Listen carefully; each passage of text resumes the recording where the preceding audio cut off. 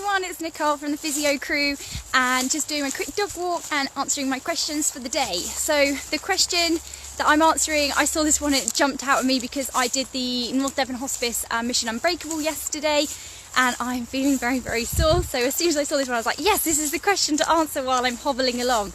So if you're one of these people who doesn't exercise that regularly, decided to get involved in a charity event, or perhaps you go to the gym often and you're wondering why you get that kind of pain in your muscles after you do exercise, then that's what this video is all about really. So we know that when you exercise you overload the muscles, so they work really hard. So within the muscle itself you've got actin and myosin.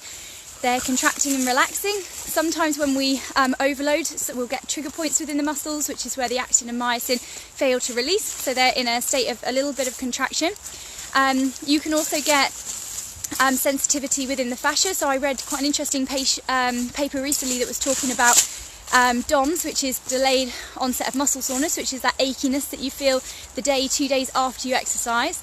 They actually think that that should be rephrased because they think that the sensitivity is actually coming from the fascia, which is a highly sort of nerve-enriched structure which we can get sensitivity from. So that's why when you've done exercise you haven't caused any damage. I mean, you're causing micro tears within the muscle. You're going to get sort of byproducts of that, so you will get sort of things that need to be reabsorbed from the body, and we need oxygen to get to those muscles. So that's why it's really good idea that if, like me for example, I had lots of issues with my hip flexor last night, I was careful to gently stretch it but not overstretch it.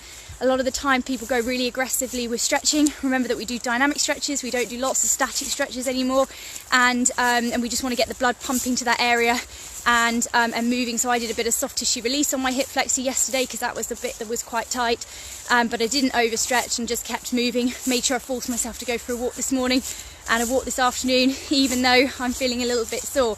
Hot baths can also be really good, just to relax the muscles, or a hot shower, and making sure that you don't avoid sort of doing anything. So prolonged sitting can be really bad, prolonged positions in general, but allow yourself adequate rest. So I really wanted to horse ride today. I do lots of horse riding, but because I'd had that little bit of a stir up of my hip flexor, I knew that actually probably it wasn't the best thing to do today. So I'm going to take a day off, do an easy day tomorrow, just keep moving, and then get back to doing some training later in the week. So the reason we get pain is because we overload the muscles. That causes sensitivity in the muscles from micro tears within the muscles, and it's important to keep moving and keep exercising so that we're getting more blood to the area so that we can refresh those systems and get back to normal as soon as possible. One of the really common things I get when I first start getting people exercising is they say that they're worried about doing damage. So someone who isn't used to exercising, when they first start to exercise, they're not used to that DOMS, that delayed onset of muscle soreness, but it's completely normal. If you're unsure, if you're recovering or doing rehabilitation at the moment and you're not sure whether it's good or bad pain, just call your therapist and they can let you know.